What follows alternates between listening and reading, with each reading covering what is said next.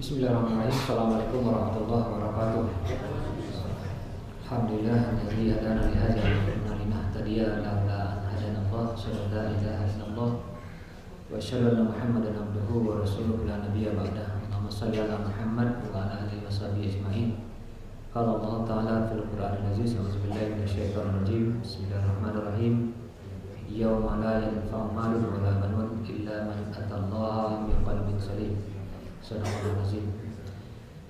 Alhamdulillah, kita panjatkan puji syukur kepada Allah Subhanahu wa taala pada malam hari ini, malam yang ke-8 di bulan Ramadan 1436 Hijriah. Allah masih memberikan berbagai kenikmatan kepada kita, wabil khusus keimanan yang mengantarkan kita bisa melaksanakan ibadah qiyam Ramadan pada malam hari ini. Salawat dan salam juga semoga senantiasa dicurahkan kepada Nabiullah Rasulullah Muhammad SAW sebagai pribadi, sebagai teladan terbaik bagi kita dalam menjalani kehidupan sebagai seorang muslim, sebagai seorang hamba Allah. Hadirin rahimakumullah, kita mengenal salah satu sosok sahabat yang sangat dekat dengan pribadi Rasulullah SAW, yaitu Abu Bakar As-Siddiq. Beliau merupakan khalifah yang pertama, juga orang yang mendampingi atau yang menemani Rasulullah dalam perjalanan hijrah, berlindung bersembunyi di Gua Sur, termasuk juga beliau yang menjadi imam pengganti pada saat Rasulullah SAW sakit menjelang akhir hayat Rasulullah SAW. Kalau kita bandingkan dengan sahabat-sahabat yang lain, seperti misalnya sahabat-sahabat miskin yang beriman dengan berbagai tantangan yang luar biasa pada saat itu, ya, seperti Abu Dzar Al-Ghifari misalnya, atau juga Khabbab bin Munzir, atau juga Abu Hurairah, maka semuanya Abu Bakar jauh lebih beruntung karena kehidupannya tidak berkekurangan. Bahkan beliau termasuk golongan Anbiya, dan dalam sejarah juga sempat membebaskan beberapa orang kaum muslimin yang menjadi budak yang disiksa oleh majikannya. Tetapi dibandingkan dengan sosok Abu Dzar tadi atau Abu Hurairah, maka jelas Abu Bakar lebih baik. Demikian juga di tengah siksaan yang mendera sebagian kaum muslimin, seperti Bilal bin Rabah yang disiksa dengan ditindih oleh batu besar di panas yang terik. Demikian juga dengan Khabbab bin Munzir yang juga mengalami berbagai penyiksaan, termasuk Sumayyah dan Yasir, sepasang suami istri yang meninggal atau yang syahid karena disiksa oleh majikannya. Dalam kategori personal, Abu Bakar lebih baik dibandingkan mereka-mereka yang gugur ini. Termasuk juga dibandingkan dengan sahabat yang berdarah-darah dalam pertempuran peperangan di berbagai medan jihad, seperti Khalid bin Walid, kemudian juga Abu Ubaidah bin Jarrah, ya. Termasuk juga dibandingkan dengan para sahabat yang gugur menjadi syuhada di perang Uhud, seperti Hamzah bin Abdul Muthalib, Mus'ab bin Umair, juga sahabat yang gugur karena pembunuhan oleh musuh-musuh Islam, seperti Umar bin Khattab yang dibunuh oleh Abu Lu'lu'ah, Utsman bin Affan yang dibunuh oleh mereka-mereka yang bertikai. Demikian juga dengan Ali bin Abi Thalib yang dibunuh oleh orang-orang Khawarij. Tetap ya, Abu Bakar As-Siddiq lebih baik dibandingkan orang-orang tersebut. Apa yang menyebabkan Abu Bakar lebih baik? Inilah yang diungkapkan oleh salah seorang tabi'in yang mengatakan, seorang tabi'in yang bernama Bakar, ya,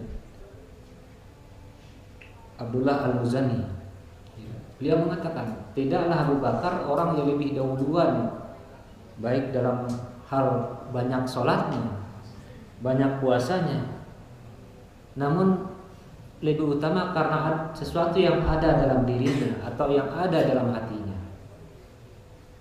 Apa yang ada dalam hati? Itulah keimanan. Keimanan inilah yang dimiliki oleh Abu Bakar, melebihi keimanan para sahabat yang lain. Sampai-sampai Umar bin Khattab menegaskan, "Lau wuzina imanun Abi Bakrin bi imanin ahlul ard la raja'a bihim." Maka sesungguhnya kalau dibandingkan iman Abu Bakar dengan iman seluruh penduduk bumi, maka timbangan iman Abu Bakar itu jauh lebih berat. Hadirin jemaah tarawih rahimakumullah. Inilah yang menurut Bakar bin Abdullah Al-Muzani yang menyebabkan Abu Bakar jauh lebih baik dibandingkan siapapun para sahabat. Sekalipun dalam masalah amal beliau tidak lebih banyak. Dan kalau kita bicara iman, maka paling tidak iman itu menuntut 3 hal: amal hati, amal lisan, dan amal arkan. An-tasdiqu bil qalbi wal iqraru bil lisan wal amal bil arkan. Diyakini dengan hati, diikrarkan dengan lisan, dan dilaksanakan dengan anggota badan. Nah, namun dalam hal ini anggota badan ataupun lisan yang beramal tanpa disertai hati, bisa jadi itulah yang menyebabkan amal tidak mendapatkan balasan apa-apa di sisi Allah Subhanahu wa taala. Dan itu bisa kita kutip dari salah satu hadis Rasulullah SAW yang mengatakan kaitan dengan ibadah puasa, ibadah saum. Kam min shaimin laisa lahu min syami ilal ju' wal 'atas. Betapa banyak orang yang melaksanakan ibadah puasa, dia menahan dari semenjak fajar sampai terbenam matahari. Dia tahan laparnya, dia tahan hausnya, dia tahan nafsunya untuk tidak berhubungan dengan istri atau suaminya. Tapi kata Rasulullah, bisa jadi yang dia dapatkan hanyalah lapar dan dahaga. Kenapa? Karena memang ibadah puasa ibadah fisik, ibadah arkan. Tetapi kalau dia kosong dari kehadiran hati yang di dalamnya ada unsur mengendalikan dan menahan diri, dan itu ada pada hati, maka tidak ada kemudian yang dia dapatkan kecuali lapar dan dahaga sebagai amalan fisiknya. Amalan fisik dia sudah tunaikan, maka amalan fisik itu berdampak pada lapar dan dahaga. Demikian juga dengan salat. Salat amalan fisiknya jelas, ruku, sujudnya, berdiri, takbiratul ihram sampai salam. Demikian juga ada amalan lisannya, kalimat-kalimat yang kita baca, mulai dari doa iftitah sampai kemudian doa tasawuf, doa salawat, sampai ungkapan takbir atau ungkapan salam sendiri. Itulah amalan lisannya. Tapi salat ini akan menjadi kosong, tidak ada nilainya di sisi Allah kalau hatinya tidak hadir. Tidak ada amalan hatinya. Amalan hatinya adalah khusyuk. Sehingga terkait juga dengan sholat di bulan Ramadan tarawih ini yang disebut dengan qiyamul Ramadan, ya, sampai Rasulullah, betapa banyak orang yang qama, ya, qaimin, ya. Berapa banyak orang yang qaim, yang bangun, yang bangkit di bulan Ramadan untuk melaksanakan qiyamul Ramadan tarawih. Ya, tidak ada yang dia dapatkan kecuali, ya, yang tidak hanya tarawih bahkan sampai qiyamul lail gitu, ya. Tengah malam dia bangun lagi, kecuali yang didapatkan hanya sekedar ronda malam. Demikian juga dengan zikir-zikir kita, tasbih, tahmid, tahlil, termasuk tilawatul Quran, tadarus yang kita lakukan, itu amalan lisan. Tapi dia tidak akan mendapatkan balasan apa-apa ketika tidak ada amalan hatinya, yaitu, ya, bagaimana kita mengingat, menghayati, menyambungkan hati kita dengan Allah Subhanahu wa taala. Sehingga dalam satu kejadian, ya, seorang anak sedang membaca doa Rabbana atina fid dunya hasanah, kemudian membaca doa juga Rabbighfirli wa liwalidayya warhamhuma kama rabbayani shaghira, sambil matanya jelalatan ke kiri dan ke kanan. Orang tuanya mengatakan, itu anak kita sedang berdoa bagi kita. Kata bapak, kata ibunya tidak. Kata anaknya tidak. Saya sedang menghafalkan doa yang ditugaskan oleh guru di sekolah. Itu bedanya. Jadi bisa jadi kita hanya menjadi orang yang sekedar membaca doa, membaca zikir, bukan sedang berdoa dan berzikir. Kenapa? Karena yang kita amalkan hanya amalan lisan, bukan amalan hati. Tidak bersambung hati. Demikian juga dengan mereka-mereka yang sudah menunaikan ibadah haji, yang membutuhkan kekuatan fisik, kekuatan finansial, keluangan waktu. Itu juga akan kehilangan esensinya kalau tidak ada amalan hati, yaitu mengagungkan Allah. Mengagungkan Allah Subhanahu wa taala, mengerdilkan diri, menyiapkan diri itu memenuhi panggilan, seluruh panggilan Allah Subhanahu wa taala. Dan itu yang sekarang tergerus dengan budaya selfie. Sehingga Imam Masjidil Haram itu sampai mengkhawatirkan perkembangan teknologi sekarang itu merusak ibadah orang yang umroh dan ibadah haji. Kenapa? Karena saking seringnya selfie, dan itu kemudian menjadi profil, diketahui oleh seluruh penduduk dunia yang punya hubungan dengan dia, sedang tawaf, ya, sedang tawaf putaran ketiga, sedang sa'i, sedang berdoa, sedang tilawah di Masjidil Haram, di Masjid Nabawi. Itu amalan arkan, amalan lisan, tapi kering dari amalan hati. Dan inilah yang tadi dikatakan, yang membedakan Abu Bakar dengan sahabat yang lain, dia full di dalam amalan hati ini. Kita bisa tahu bagaimana Abu Bakar As-Siddiq pada saat orang-orang meragukan, ada orang-orang yang meragukan Rasulullah Isra Mi'raj dalam waktu yang sangat-sangat tidak masuk akal pada saat itu. Tapi yang keluar dari lisan Rasulullah adalah apa yang dia yakini dalam hatinya. Sadaqallah. Benar Abu Bakar, benar Rasulullah dengan ungkapan dia telah Isra dan Mi'raj. Tidak ada sedikit pun keraguan. Kenapa? Ini bagian dari keyakinan, bagian dari amalan hati. Demikian juga pada saat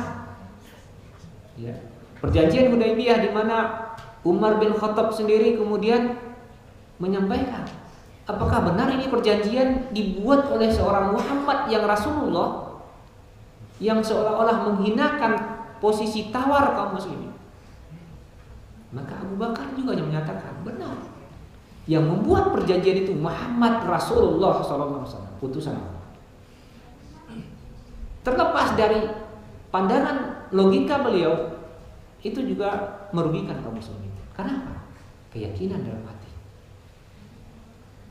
Demikian juga ketika Rasulullah SAW wafat, hati beliau yang meyakini bahwasanya iman itu menempatkan Rasulullah hanya sebagai seorang rasul, nabi yang juga manusia, itu tidak terbawa dengan situasi emosional. Apalagi pada saat Umar bin Khattab mengatakan sambil mencabut pedang, siapa yang mengatakan Muhammad telah wafat, aku penggal kepalanya. Tapi dengan keyakinan dan iman yang mendalam, kembali Abu Bakar meluruskan para sahabat itu dengan mengatakan, siapa yang menyembah Muhammad, maka sesungguhnya saat ini dia sudah meninggal. Tapi siapa yang menyembah Allah Subhanahu wa taala, Allah hidup selama-lamanya. Kemudian beliau membaca ayat, wa ma Muhammadun illa rasul qad khalat min qablihi rusul. Muhammad itu hanyalah seorang rasul, dan sebelumnya juga sudah berlalu banyak rasul yang wafat. Kembali kepada Allah Subhanahu wa taala. Afa imata qutila, apakah ketika dia wafat atau dia terbunuh, inqalaba ala aqabikum, apakah kemudian dia wafat atau terbunuh, kalian akan berpaling ke belakang, mundur, tidak sanggup lagi menghadapi, mengusung dakwah Islam ini, karena tidak ada lagi rasul yang berkomunikasi langsung dengan Allah, baik melalui maupun melalui malaikatnya. Apakah kalian akan mundur? Kata Allah, wa may yanqalib fala yadurullah syai'an. Siapa yang berpaling, nggak ada ruginya bagi Allah sama sekali. Dan Abu Bakar tadi meyakini dialah yang kemudian harus berjuang setelah Rasulullah wafat. Dan kita juga tahu pada saat kepemimpinan awal Abu Bakar menjadi khalifah, bermunculanlah orang-orang yang kemudian mulai menolak beberapa ajaran Islam, bahkan sampai muncul nabi palsu. Salah satu ajaran Islam itu adalah zakat. Walaupun mereka masih tetap rajin di masjid, rajin sholat, tapi Abu Bakar tidak bisa mentolerir penolakan ini. Sampai-sampai Umar bin Khattab yang ingin membuat sebuah perubahan gradual, perubahan bertahap, gak apa-apalah. Biarin aja mereka sementara mengingkari zakat, sementara masih sholat. Tidak, kata Abu Bakar. Seandainya ya, kalau ada orang yang mengingkari zakat yang sudah dia bayarkan kepada Rasulullah SAW dan mengingkari saat ini, maka aku akan perangi dia, sekalipun tidak satu pun kaum muslimin yang membantu. Inilah amalan hati, keyakinan hati. Hadirin jamaah tarawih rahimahullah. Oleh karena itu, menghadirkan hati, menghadirkan amalan hati, itulah yang sesungguhnya Allah sedang latihkan, sedang trainingkan kepada kita di bulan Ramadan ini. Kenapa? Karena amalan fisik yang kita lakukan di bulan Ramadan, wabil khusus puasa ini, sesungguhnya memang membuat kita lelah. Tapi kita bisa menipu orang lain dengan amalan fisik kita. Kita bisa menipu orang lain. Ada seorang bapak-bapak berangkat kerja setelah sahur, pulang sore-sore dalam kondisi menggigil kedinginan, dikeroken oleh istrinya. Kemudian dia muntah, dan dari muntah itu keluarlah kemudian soto. Padahal waktu sahur ibunya tidak memasak soto. Semula mungkin sudah berdoa, ini karena apa? Karena puasa. Artinya apa? Di sini orang punya peluang untuk berdusta, punya peluang untuk tidak jujur dengan lisannya, dengan fisiknya yang kelihatan lemes, tapi hatinya tadi. Nah, hati inilah yang kemudian sekali lagi yang tidak bisa berbohong. Inilah yang harus dilatih. Inilah yang harus dihadirkan dalam setiap ibadah kita. Dan inilah yang berhasil dihadirkan oleh Abu Bakar As-Siddiq, sehingga beliau melebihi siapapun di antara para sahabat. Dan ini pula lah yang nanti yang akan menyelamatkan kita. Amalan hati. Di samping tentu amalan fisik adalah sebuah kewajiban yang tidak bisa tidak, harus juga ada. Tetapi melalaikan amalan hati, maka sia-sialah amalan fisik itu. Oleh karena itu dalam surah Asy-Syu'ara ayat 88 dan 89 tadi Allah berfirman, yauma la yanfa'u malun wala banun. Pada hari nanti tidak ada manfaatnya sama sekali harta.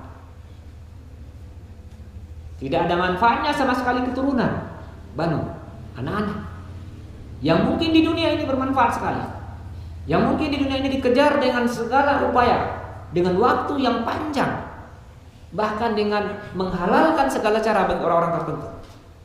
Harta itu termasuk juga anak-anak atau keturunan yang dibesarkan, yang diharapkan pada saat hari tua mampu membackup, mampu menjadi pembela, mampu menjadi pelindung bagi orang tua yang sudah tidak produktif.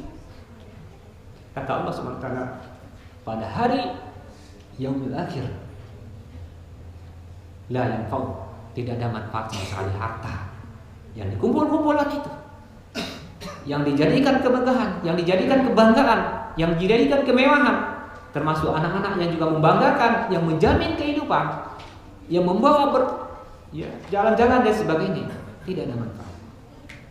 Illa man atallaha biqalbin salim, kecuali orang yang datang kepada Allah pada hari itu, pada hari akhir itu, pada hari perhitungan itu, dengan hati yang selamat, dengan hati yang bersih, dengan hati yang ikhlas, dengan hati yang bebas dari penyakit-penyakit hati. Dan kalau kita lihat sekarang, orang sibuk mengobati penyakit fisik, tapi lupa mengobati penyakit hati. Berapapun bayarannya, kalau dia mampu dia bayar. Kalau harus ke luar negeri, dia keluar negeri, hanya untuk mengobati penyakit fisik. Tapi terkadang mengobati penyakit hati lupa. Mendengarkan ceramah adalah bagian dari mengobati penyakit hati. Berzikir kepada Allah adalah bagian dari mengobati penyakit hati. Tilawatul Al-Quran adalah bagian dari mengobati penyakit hati.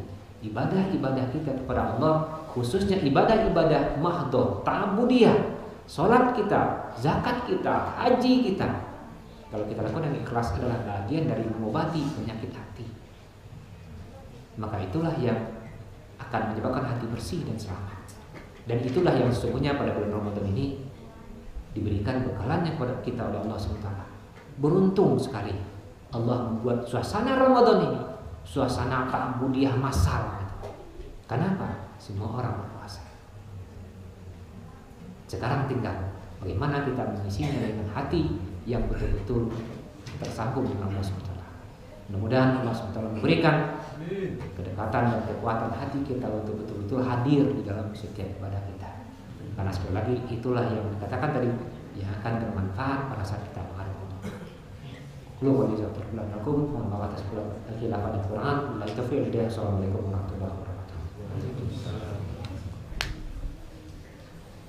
Ustaz, mohon izin sebentar untuk pengumuman sebentar. Bismillahirrahmanirrahim. Assalamualaikum warahmatullahi wabarakatuh. Mohon maaf menyela sebentar sebelum kita sholat tarawih. Tadi ada yang lupa disampaikan oleh pembawa acara. Jadi kita ini, masjid kita masih belum punya nama.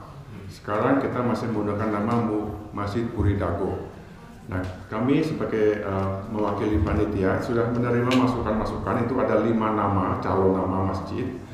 Nah, dalam kenceleng itu sudah ada namanya. Tolong diambil ini, atas ini, kemudian dilingkari salah satu yang Bapak Ibu pilih yang akan menjadi nama masjid kita. Nanti malam setelah selesai tarawih akan dihitung mana yang akan kita pakai sebagai nama masjid kita ini. Nah, bagi yang belum sempat, karena kita akan segera sholat tarawih, nanti setelah sholat tarawih mohon jangan pulang dulu, mengisi ini dulu supaya besok sudah bisa kita umumkan apa nama masjid kita ini. Demikian Bapak Ibu, mohon maaf menjelaskan sedikit. Assalamualaikum warahmatullahi wabarakatuh.